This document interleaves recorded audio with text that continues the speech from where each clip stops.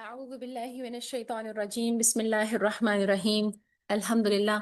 ہم اپنی تفسیر کے تیسرے بیچ کا آغاز کرنے جا رہے ہیں جو کہ پچھلے دو کورسز کی نسبت کافی مختصر ہوگا۔ اس کورس کا مقصد قرآن پاک کی جو بھی سورہ ہم جس کی تفسیر کرنے جا رہے ہیں اس میں ڈوز اینڈ ڈونٹس کو ڈھونڈنا ہے، اپنے آپ کو تلاش کرنا ہے اور دیکھنا ہے کہ جس بھی آیت اور اس قرآن کی جس سورہ کی ہم تفسیر کرنے جا رہے ہیں دراصل وہ ہم سے کیا چاہتی ہے۔ کورس کے اجزاء میں مختصراً طور پہ شان نزول اور سورہ کا بیک گراؤنڈ بتایا جائے گا اور مختصر ترین تفسیر ہوگی تاکہ ہم دیکھ سکیں کہ یہ سورہ کن حالات میں نازل ہوئی اور ہم اپنی زندگی کے کن حالات میں ان سورہ کو اپلائی کر سکتے ہیں۔ کورس کے مخاطب موسٹلی وہ لوگ ہیں جو کہیں گھر سے باہر نکل کر کسی مدرسے کو جوائن نہیں کر سکتے، کسی ادارے کو جوائن نہیں کر پاتے، اپنے گھریلو مصروفیات میں، اپنے کالج اور یونیورسٹی کی مصروفیات میں کچھ بچیاں جو ہیں وہ بہت مصروف ہوتی ہیں، لیکن وہ دین کو سیکھنا چاہتی ہیں اور اپنی زندگی میں اس کو شامل کرنا چاہتی ہیں عملی طور پر۔ دراصل یہ کورس انہی کے لیے ڈیزائن کیا گیا ہے۔ بسم اللہ الرحمن الرحیم۔ ہم سب سے پہلے آج آپ کے لیے سورۃ الناس اور سورۃ الفلق لے کر آئے ہیں۔ گو کہ یہ دو الگ الگ صورتیں ہیں اور ان کے دو الگ الگ نام ہیں، لیکن ان کی آپس میں اتنی زیادہ مضمون اور اس کے مطالب کی اتنی زیادہ مفاہیم آپس میں مشترک ہیں کہ علیحدہ علیحدہ سے ان کو لے کر چلنا کافی مشکل تھا۔ اس وجہ سے ان دونوں صورتوں کو ہم اکٹھا لے کر آئے ہیں، اور جتنا ان دونوں کے مضمون کا آپس میں گہرا تعلق ہے اس وجہ سے علیحدہ علیحدہ نام ہونے کے باوجود ان کا ایک مشترکہ نام بھی ہے، معوذتین۔ سب سے پہلے ہم دیکھتے ہیں ان صورتوں کا شان نزول۔ بہت سی صورتیں ایسی ہیں جن کے بارے میں علماء اور مفسرین اختلاف رکھتے ہیں کہ آیا یہ مکی ہیں یا مدنی ہیں، اور بہت سی صورتیں ایسی ہیں جو مختلف مواقع پر نازل ہوئیں۔ ایک سورہ ایک بار نہیں، کئی بار نازل کی گئی۔ اسی طرح سورۃ الفلق اور سورۃ الناس کا بھی معاملہ ہے، یہ مکہ میں نازل ہوئی اور جیسے جیسے حالات اور واقعات کے مطابق اور آپ صلی اللہ علیہ وآلہ وسلم کی ضرورت کے مطابق انہیں دوبارہ اور سہبارہ اور بار بار نازل کیا گیا۔ ان صورتوں میں مکہ کی مخالفت شدت سے چھلکتی ہے کہ جس طرح آپ صلی اللہ علیہ وآلہ وسلم نے دعوت کا آغاز کیا اور آپ صلی اللہ علیہ وآلہ وسلم کو جن مشکلات کا سامنا تھا ان تمام مشکلات کا ذکر ان دونوں صورتوں میں موجود ہے۔ ایسا نہیں ہے کہ مدینہ میں آپ صلی اللہ علیہ وآلہ وسلم کو مخالفت کا سامنا نہیں تھا، اسی وجہ سے پے در پے یہ مدینہ میں بھی کئی بار نازل ہوئی، بہت سے مواقع میں مختلف طور پر۔ عقبہ بن عامر کی روایت اور مدینہ میں جو آپ صلی اللہ علیہ وآلہ وسلم پر یہودی نے جادو کر دیا تھا، اس کی وجہ سے بھی بہت سے مفسرین یہ کہتے ہیں کہ شاید یہ سورہ مدینہ میں نازل ہوئی تھی، لیکن غالب گمان یہی ہے کہ یہ مکہ میں نازل ہوئی تھی کیونکہ اس کا مضمون مکہ کے حالات سے بہت زیادہ ملتا ہے۔ بسم اللہ الرحمن الرحیم۔ قل اعوذ برب الناس ملک الناس الہ الناس من شر الوسواس الخناس الذي يوسوس في صدور الناس من الجنة والناس۔ کہو میں پناہ مانگتا ہوں انسانوں کے رب، انسانوں کے بادشاہ، انسانوں کے حقیقی معبود کی، اس وسوسہ ڈالنے والے کے شر سے جو بار بار پلٹ کر آتا ہے، جو لوگوں کے دلوں میں وسوسے ڈالتا ہے، خواہ وہ جنوں میں سے ہو یا انسانوں میں سے۔ بسم اللہ الرحمن الرحیم۔ قل اعوذ برب الفلق من شر ما خلق ومن شر غاسق اذا وقب ومن شر النفاثات في العقد ومن شر حاسد اذا حسد۔ کہو میں صبح کے پروردگار کی پناہ مانگتا ہوں ہر چیز کی بدی سے جو اس نے پیدا کی، اور شب تاریکی کی برائی سے جب اس کا اندھیرا چھا جائے، اور گرہوں پر پڑھ پڑھ کر پھونکنے والیوں کی برائی سے اور حسد کرنے والے کی برائی سے جب حسد کرنے لگے۔ اب ہم اس کی مختصراً تھوڑی سی تفسیر دیکھ لیتے ہیں۔ بسم اللہ الرحمن الرحیم، قل اعوذ برب الناس، کہو کہ میں پناہ مانگتا ہوں انسانوں کے رب کی۔ یہاں ایک بڑا لطیف سا نکتہ ہے کہ اللہ تعالیٰ نے اس سورہ میں اپنے تین مختلف صفاتی نام استعمال کیے، اور تینوں دفعہ ساتھ میں اناس اناس اناس کا لفظ استعمال کیا، جبکہ پروناؤن بھی استعمال ہو سکتا تھا برب الناس، مالکیہم، الہیہم، اور پھر آخری چوتھی اور پانچویں آیت میں بھی اللہ تعالیٰ نے الناس اور الناس، یعنی ٹوٹل 5 دفعہ اللہ تعالیٰ نے الناس کا لفظ استعمال کیا ہے، جس سے یہاں پر ایک بہت خوبصورت سا مخاطب کرنے کا ایک انداز جو ہے وہ سامنے آتا ہے، کہ کتنے پیار سے اللہ تعالیٰ اپنے بندوں کو مخاطب کر کے کہہ رہا ہے اور ان کو سکھا رہا ہے کہ آپ نے کس طرح پناہ مانگنی ہے۔ من شر الوسواس الخناس، تین اللہ تعالیٰ نے اپنے صفاتی نام بیان کرنے کے بعد ایک چیز سے پناہ مانگی ہے، صرف ایک چیز سے۔ یہاں سے اس چیز کے شر اور اس کے شریر ہونے کا اندازہ لگایا جا سکتا ہے کہ یہ کس قدر نقصان دہ اور کس قدر خطرناک چیز ہے، جس سے پناہ مانگنے کے لیے خود اللہ سبحانہ و تعالیٰ نے اپنے تین صفاتی نام پیش کیے ہیں۔ سب سے پہلے ہم دیکھتے ہیں اس کا سب سے پہلا لفظ، قل، کہہ دیجئے۔ قل اعوذ برب الناس، یہ کسے کہا جا رہا ہے؟ آپ صلی اللہ علیہ وآلہ وسلم کو کہا جا رہا ہے، جس سے یہ بات ظاہر ہوتی ہے کہ یقیناً الوسواس الخناس، جس سے پناہ مانگنے کے لیے اللہ تعالیٰ کہہ رہے ہیں، آپ صلی اللہ علیہ وآلہ وسلم کو اس آزمائش کا سامنا تھا۔ آپ صلی اللہ علیہ وآلہ وسلم سے کہا جا رہا ہے کہ کل، اب آپ دیکھیے کہ کیا حالات تھے اس وقت، اور ان حالات کو مختصراً طور پر آپ اپنے حالات کے ساتھ کمپیریزن کرنے کی کوشش کیجئے کہ کس طرح وہ حالات تھے، اور ان حالات کو آپ صلی اللہ علیہ وسلم کو ان صورتوں کا سہارا دیا۔ سبحان اللہ ثم سبحان اللہ۔ اور ہمیں کس طرح اپنے کن کن حالات پر، گو کہ آپ صلی اللہ علیہ وسلم کے حالات ہمارے حالات سے بہت شدید تھے، ان کی آزمائشیں ہماری آزمائشوں سے بہت سخت تھیں، اس کے باوجود اللہ تعالیٰ نے یہ حل ان کو دیا۔ تو ہماری آزمائشوں کا حل کیا یہ دو صورتیں نہیں ہو سکتی؟ جب آپ صلی اللہ علیہ وآلہ وسلم نے دعوت کا آغاز کیا تو آپ کو بہت شدید مخالفت کا سامنا ہوا، خود اپنے گھر والے آپ کے خلاف ہو گئے، آپ کے قبیلے والے، وہ لوگ جو آپ کے چاہنے والے تھے، وہ سب آپ کے خلاف ہو گئے، اور مخالفت بہت شدید ہوتی گئی، جب تک کہ ان کو اس چیز کی امید تھی کہ شاید آپ صلی اللہ علیہ وآلہ وسلم کچھ دے دلا کر مان جائیں گے اور اپنے اس مقصد سے ریورس گیئر لیں گے۔ لیکن جب آپ صلی اللہ علیہ وسلم نے کھلم کھلا اظہار برات کیا، جیسے کہ سورہ کافرون ہمارے سامنے موجود ہے، کہ میں تمہارے معبودوں کی عبادت کرنے والا نہیں ہوں، اور اس حدیث سے بھی ہمیں پتہ چلتا ہے جس میں آپ صلی اللہ علیہ وسلم نے فرمایا کہ اگر میرے ایک ہاتھ پر چاند اور دوسرے ہاتھ پر سورج بھی رکھ دیا جائے تو میں ایک ذرہ برابر بھی اس مقصد سے پیچھے نہیں ہٹوں گا۔ تب ان لوگوں کی جو مخالفت تھی وہ مزید شدید ہو گئی، اور وہ اس چیز کو سمجھ گئے کہ آپ صلی اللہ علیہ وسلم اس مقصد کو چھوڑنے والے نہیں ہیں۔ خاص طور پر وہ مسلمان گھرانے جن کے کچھ افراد مسلمان ہو چکے تھے اور کچھ ابھی تک اسلام کی روشنی سے منور نہیں ہوئے تھے، ان کی مخالفت بہت شدید تھی۔ اس کے بعد آپ صلی اللہ علیہ وسلم کے لیے خفیہ مشورے اور خفیہ منصوبے بنائے جاتے تھے، جو رات کی اندھیرے میں بنائے جاتے تھے۔ قل اعوذ برب الفلق میں ہم یہ چیز دیکھیں گے، من شر ما خلق ومن شر غاسق اذا وقب، کہ جب رات کا اندھیرا چھا جائے تو اس رات کے اندھیرے میں جو جو برائیاں ہوتی ہیں، ان برائیوں کے شر سے آپ کہیے کہ میں پناہ مانگتا ہوں۔ اور پھر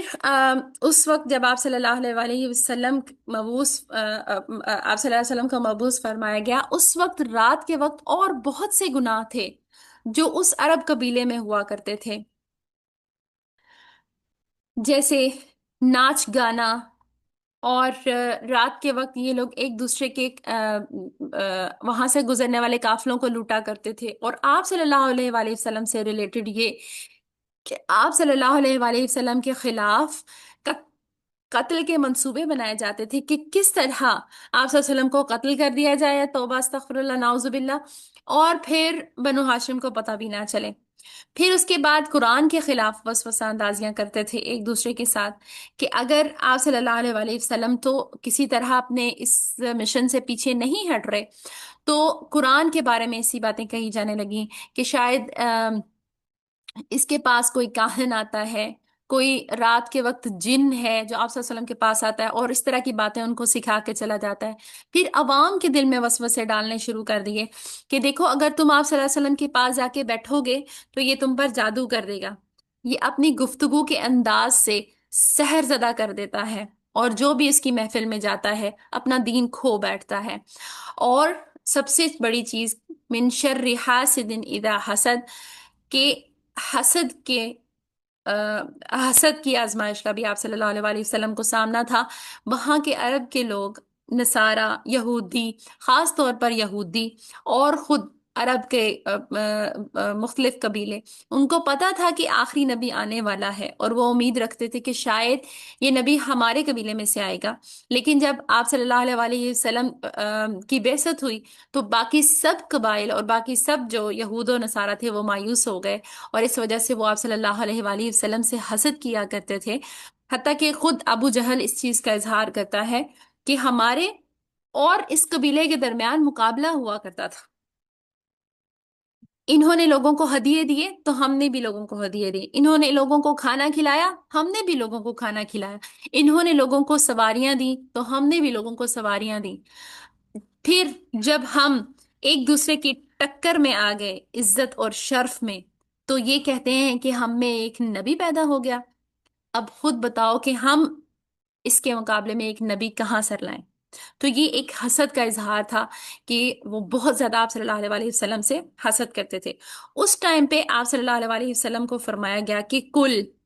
کہیے، جب آپ کو اتنی ساری مخالفتوں کا سامنا ہے، اتنی ساری چالوں کا سامنا ہے، حسد کا سامنا ہے، وسوسہ اندازی کا سامنا ہے، آپ کے خلاف منصوبے مشورے کیے جا رہے ہیں، اس وقت آپ کہیے اعوذ برب الناس، اعوذ برب الفلق، بالکل اسی طرح جس طرح حضرت موسیٰ علیہ السلام نے فرعون کے سامنے کہا تھا انی عذت بربی وربکم من کل متکبر لا یؤمن بیوم الحساب، میں نے اپنے اور تمہارے پر رب کی پناہ لے لی ہے ہر اس متکبر کے مقابلے میں جو روز حساب پر ایمان نہیں رکھتا۔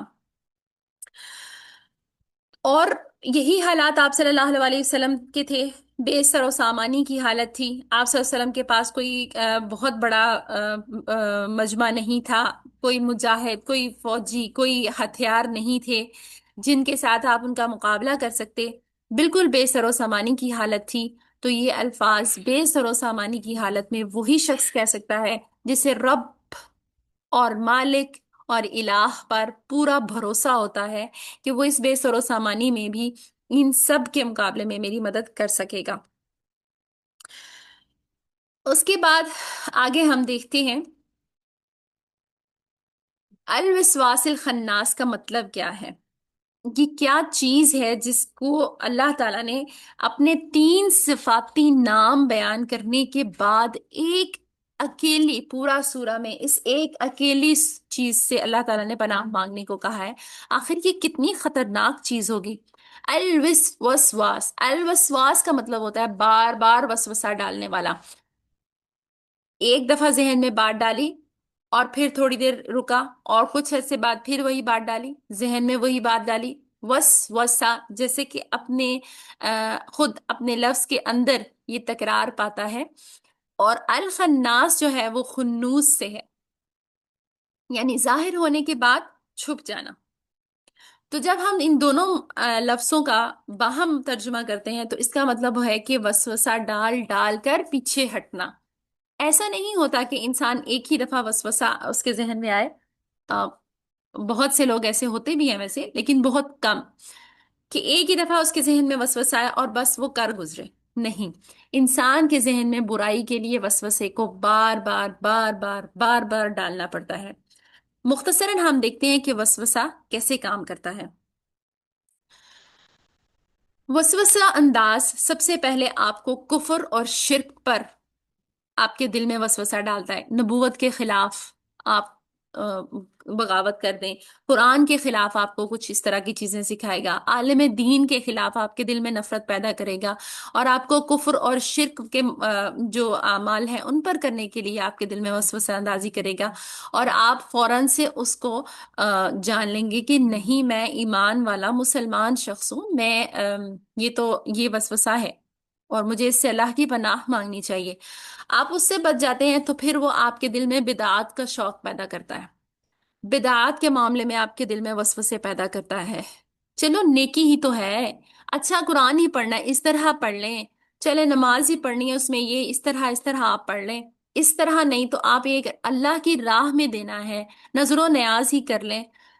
تو اس طرح نیکی کا وہ آپ کو جھانسا دے کر آپ کو سے بدعات کرواتا ہے۔ پھر اگر آپ یہاں پر بھی بچ جاتے ہیں تو پھر آپ سے وہ گناہ کے کام کروانا شروع کر دیتا ہے، کبیرہ گناہ کے بارے میں آپ کے دل میں وسوسے ڈالتا ہے۔ اگر آپ اس وسوسے کو بھی بھانپ لیتے ہیں تو پھر وہ آپ کو چھوٹے چھوٹے گناہوں پر مجبور کرتا ہے، ان کے بارے میں وسوسہ ڈالتا ہے، چلو یہ اتنا سا ہے، اتنا تو بنتا ہے، اب میں نے اتنی زیادہ جنگ کی ہے شیطان کے وساوس کے خلاف، اب میں اتنا سا کر لوں گی تو اس سے کوئی مسئلہ نہیں ہے۔ تو وہ چھوٹے چھوٹے چھوٹے چھوٹے گناہ اتنے زیادہ کر کے آپ کو کروا دیتا ہے کہ ان کا وزن آپ کے کبیرہ گناہوں کے برابر ہو جاتا ہے۔ لیکن اگر آپ اللہ تعالیٰ کے فضل سے اس سے بھی بچ جاتے ہیں تو پھر وسوسہ انداز دوسرے لوگوں کو آپ کے خلاف کرنا شروع کر دیتا ہے، بالکل ایسے ہی جیسے آپ صلی اللہ علیہ وآلہ وسلم کے ساتھ ہوا تھا۔ پہلے وہ آپ صلی اللہ علیہ وآلہ وسلم کو کبھی کسی عہدے اور کبھی کسی فرمائش اور کبھی کسی تحفے کے ذریعے آپ صلی اللہ علیہ وآلہ وسلم کو اپنے مقصد سے ہٹانے کی کوشش کرتے رہے۔ پھر جب انہوں نے دیکھا کہ یہ تو پرعزم ہے، اس وجہ یہاں سے تو یہ ہٹنے والا نہیں، تو پھر انہوں نے دوسرے لوگوں کو آپ کے خلاف کرنا شروع کر دیا، اور ان کو آپ صلی اللہ علیہ وسلم پر جھوٹے الزامات لگانا شروع کر دیے کہ یہ پاگل ہے، مجنون ہے، اس کی عقل ماری گئی ہے، استغفر اللہ نعوذ باللہ، اس پر شاید کوئی جن کا سایہ ہے، اس پر جادو کیا گیا ہے، اس طرح کی چیزیں۔ اور اسی طرح وسوسہ انداز جو ہے وہ دوسرے لوگوں کو آپ کے خلاف کر دیتا ہے، ٹھیک ہے۔ اور پھر آخری چیز یہ ہوتی ہے کہ جب اس مخالفت کا بوجھ آپ کے دل پر پڑتا ہے اور آپ کا سینہ تنگ ہونے لگتا ہے تو شیطان پھر واپس آتا ہے، آپ کے دل میں وسوسہ ڈالتا ہے کہ یہ کیا بات ہوئی، کیا آپ ذرا سا بھی مقابلہ نہیں کریں گے؟ کیا آپ اتنے گئے گزرے ہیں کہ آپ اس کا جواب نہیں دے سکتے؟ پھر وہ آپ کو طیش دلاتا ہے، غصہ دلاتا ہے، اور آپ اپنے اخلاق سے ہاتھ دھو بیٹھتے ہیں، اور یہ اس کا آخری حربہ ہوتا ہے۔ لیکن اگر آپ اس میں بھی کامیاب ہو جاتے ہیں تو پھر الحمدللہ یہ وہ جگہ ہے جہاں پر اللہ تعالیٰ خوشخبری دیتے ہیں کہ یہ بہت کم لوگوں کو یہ مقام حاصل ہوتا ہے۔ اس کے بعد سورۃ الفلق، قل اعوذ برب الفلق من شر ما خلق ومن شر غاسق اذا وقب ومن شر النفاثات في العقد ومن شر حاسد اذا حسد۔ ایز کمپیریو ٹو سورۃ الناس، ہم دیکھتے ہیں کہ سورۃ الفلق میں اللہ تعالیٰ نے 3 اسپیسیفک چیزوں سے پناہ مانگی ہے، اور ایک اللہ تعالیٰ کا نام اس سورہ میں آیا ہے، جبکہ سورہ ناس میں 3 اللہ تعالیٰ کے صفاتی نام تھے اور صرف ایک چیز سے پناہ مانگی گئی تھی۔ یہاں سے ہمیں اندازہ ہوتا ہے کہ وسواس الخناس کتنی خطرناک چیز ہے۔ دراصل جو شر ہے اور جو بھی عمل بد ہے، اس کا نقطۂ آغاز ہی وسواس الخناس ہے، وسوسہ سے ہی شروع ہوتا ہے، ٹھیک ہے۔ جیسے ہم نے ابھی دیکھا کہ وسوسہ انداز کس طرح سے پہلے وسوسہ ڈالتا ہے اور اس کے بعد آپ اس کو جھٹکتے ہیں، پھر وہ اس سے بڑی کوشش کر کے آتا ہے، پھر آپ اس کو جھٹکتے ہیں۔ تو اس طرح آہستہ آہستہ آپ کے دل میں خواہشات پیدا ہوتی ہیں، آپ کے دل میں برائی کرنے کا شوق پیدا ہو جاتا ہے، پھر آپ کے دل میں پکا ارادہ پیدا ہوتا ہے اور پھر آپ کر گزرتے ہیں۔ اسی لیے اللہ تعالیٰ نے اس نقطے کو ہی ختم کرنے کے لیے کہا کہ وسواس الخناس سے پناہ مانگو۔ यहाँ पर हम इन तीन चीजों की अहमियत को देखने के लिए देखते हैं कि अल्लाह ताला आयत नंबर 2 में कहते हैं मिन शर्रि मा खलक, जो कुछ भी अल्लाह ताला ने तख्लीक किया है उसके शर से मैं पनाह मांगता हूँ। कहें कि मैं रब्बिल फलक, फाड़ने वाले रब की, यानी कुछ इसकी मुफस्सरीन इसका तर्जुमा करते हैं फजर के वक्त के रब की पनाह मांगता हूं, जो कुछ भी उसने पैदा किया है। यानी जो कुछ भी पैदा किया कहकर आप उसमें हर चीज को ले आते हैं, लेकिन फिर उसके बाद तीन चीजों को फिर से अलहदा से बयान करने से ये उन तीन चीजों की फिर से अहमियत हमें पता चलती है कि ये तीन शर कितने खतरनाक हैं। गासिकिन इदा वकब, रात के वक्त जबकि वो छा जाती है। और हम सब जानते हैं कि नूर जो है वो रोशनी, हदायत और रहनुमाई को जाहिर करता है, जबकि अंधेरा जो है वो नेकी करने वाले से ज्यादा बुराई करने वाले के लिए मददगार साबित होता है। और ये इस शर का आप सल्लल्लाहु अलैहि वसल्लम को सामना था कि आप सल्लल्लाहु अलैहि वसल्लम के मुखालिफिन जो थे वो रात के अंधेरे में आपके खिलाफ मंसूबा बंदियां करते थे। फिर शर नफासात फिल उक़द, आप सल्लल्लाहु अलैहि वसल्लम जब मदीना में गए तो आप सल्लल्लाहु अलैहि वसल्लम पर एक लबेद बिन आसिम के नाम से यहूदी था जिसने आप सल्लल्लाहु अलैहि वसल्लम पर जादू कर दिया। और काफी अरसा तक आप सल्लल्लाहु अलैहि वसल्लम पर उसका असर रहा। और उसके बाद मिन शर्रि हासिदिन इदा हसद, हसद करने वाले के शर से जब वो हसद करे। और हसद भी एक बहुत खतरनाक चीज है। बेशक के इसके बारे में आप सल्लल्लाहु अलैहि वसल्लम ने फरमाया कि ये सिर्फ हसद, हासिद अपने अलावा किसी को नुकसान नहीं पहुंचाता। यहाँ पे हम जादू के बारे में कुछ चीजें देख लेते हैं कि आप सल्लल्लाहु अलैहि वसल्लम पर जादू हुआ। लेकिन बहुत से लोग कहते हैं कि जादू, कुरान पाक में तो कहते हैं ला युफ्लिहु साहिरु हैसु अता।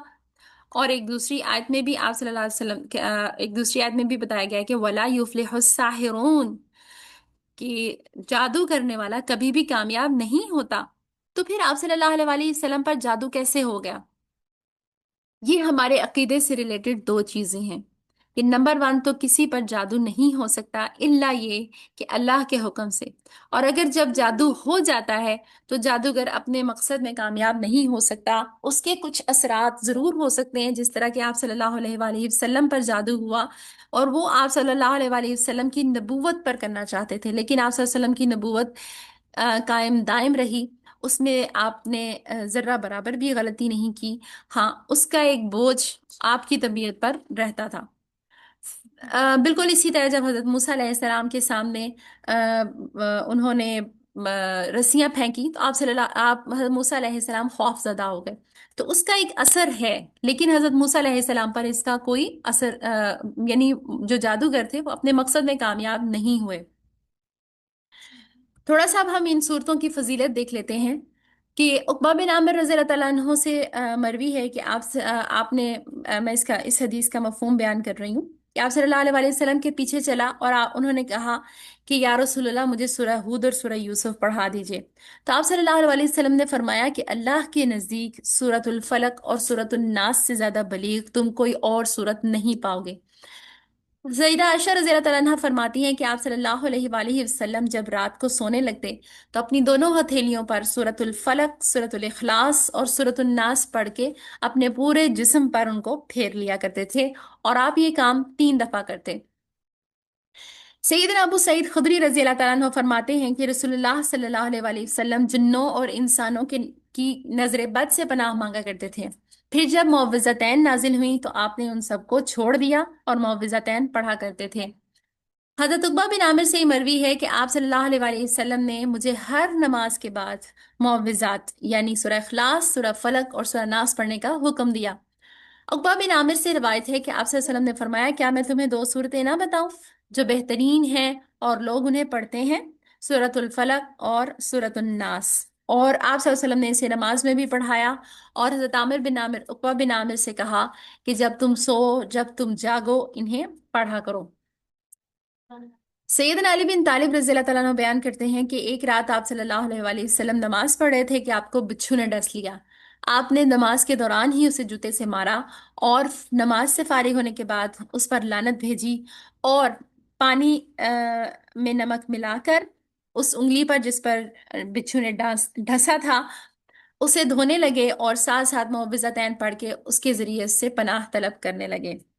اب آتے ہیں ہم اپنے کورس کے مین تھیم کی طرف، جو کہ ہمارا مقصد ہے اس کورس کا، اور وہ ہے کرنے کے کام۔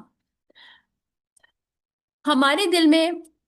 دوسروں کے لیے وسوسے ڈالتا ہے شیطان، اور دوسروں کے دلوں میں ہمارے لیے وسوسے ڈالتا ہے۔ اگر یہ ہم صورتیں ان تمام اوقات میں پڑھتے ہیں جن اوقات میں ہمیں پڑھنے کا حکم دیا گیا ہے، تو یقیناً ہم ان وسوسہ اندازوں اور بس اپنے دل میں پیدا ہونے والے وسوسوں سے بچ سکتے ہیں۔ جیسا کہ آپ صلی اللہ علیہ وسلم نے فرمایا کہ شیطان انسان کے دل پر بیٹھا ہے، جب جب انسان ذکر کرتا ہے وہ وہاں سے بھاگ جاتا ہے۔ جیسے انسان دوبارہ غفلت کا شکار ہوتا ہے وہ شیطان پلٹ کر واپس آتا ہے، اور جیسے ہی دوبارہ ذکر کرتا ہے وہ دوبارہ پلٹ جاتا ہے، یعنی خناس، بار بار پلٹ کر آنے والا، اور جب ہم ذکر کرتے ہیں پھر وہ چھپ جاتا ہے۔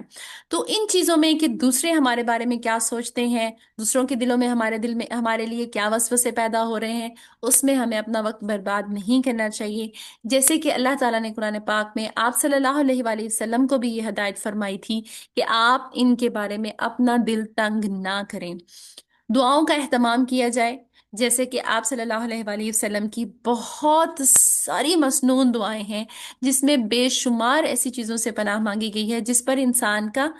بس نہیں ہوتا۔ ہم ان دونوں صورتوں میں بھی چیزیں دیکھیں، جن چیزوں سے پناہ مانگی گئی ہے وہ غیر مرئی ہیں، ہم انہیں چھو نہیں سکتے، ہم انہیں دیکھ نہیں سکتے، ہم انہیں پکڑ نہیں سکتے، اس لیے ہم ایک ایسی طاقت کی پناہ میں آتے ہیں جو ان سب پر قادر ہے۔ معوذات کا اہتمام یقیناً ایمان والے اور وہ لوگ ہی کرتے ہیں جنہیں اللہ تعالیٰ پر بھرپور بھروسہ ہوتا ہے۔ جیسے کہ ہمیں قرآن پاک میں حضرت مریم علیہ السلام کی مثال ملتی ہے کہ زچگی کے وقت جب ان کے پاس ایک فرشتہ آیا تو انہوں نے کہا میں رب الرحمن کی پناہ میں آتی ہوں اگر تم ایک نیک انسان ہو تو فوراً سے انہوں نے اس ہستی کی پناہ مانگی جو کہ اس پر قادر ہے۔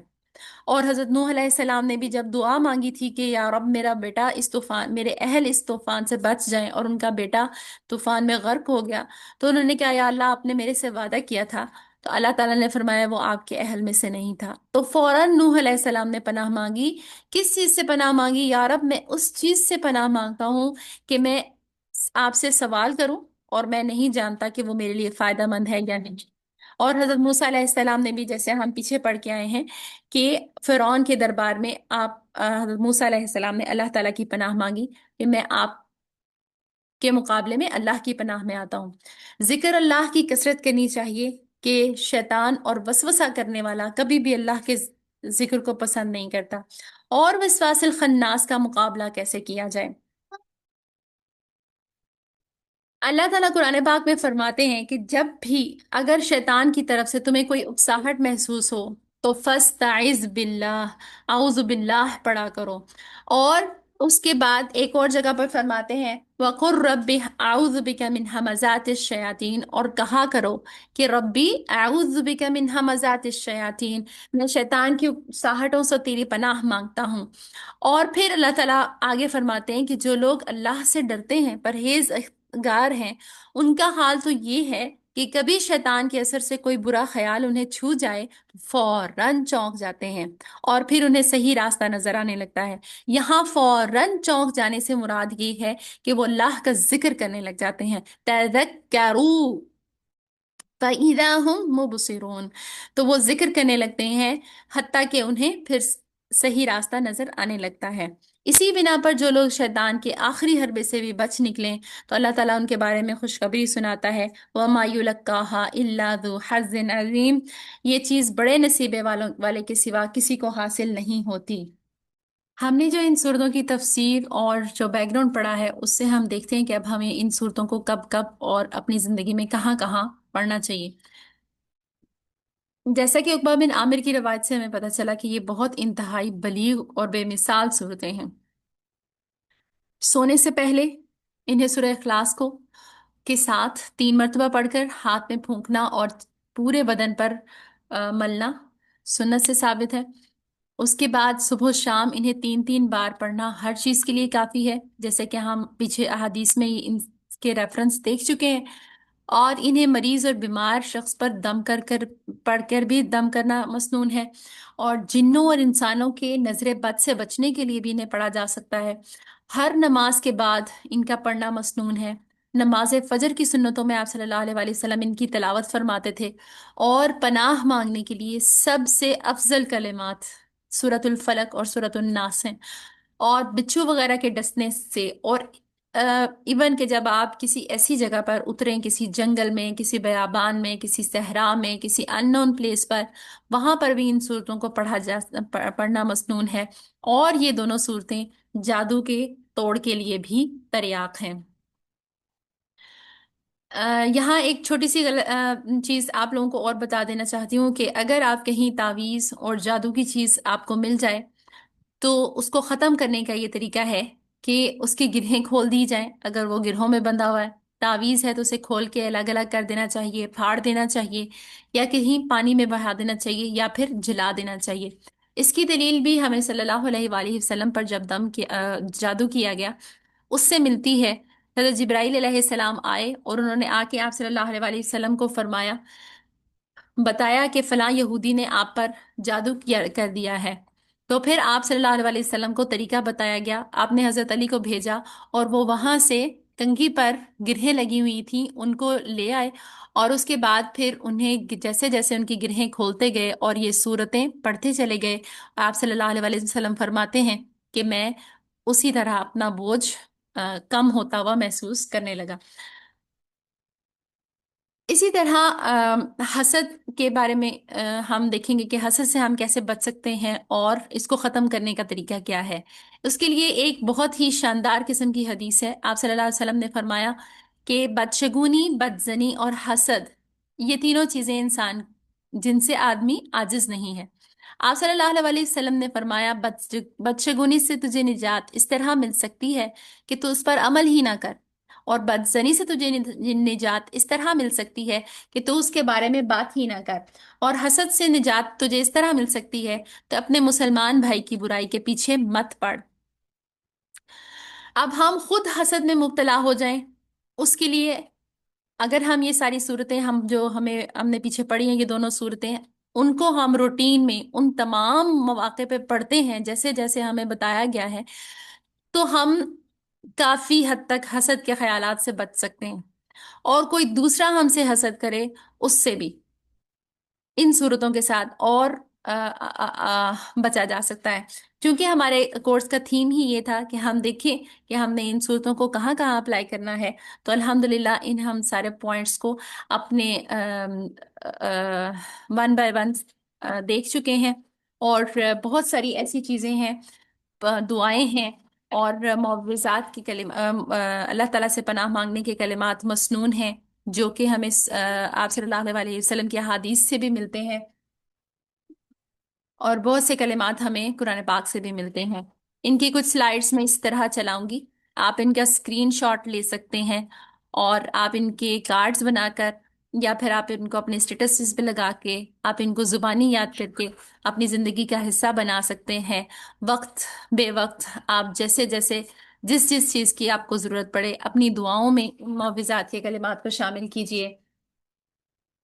اور ان کو حفظ کر لیجئے، خود بھی سیکھیے اور دوسروں کو بھی سکھائیے۔ وما علینا الا البلاغ۔ السلام علیکم ورحمۃ اللہ وبرکاتہ۔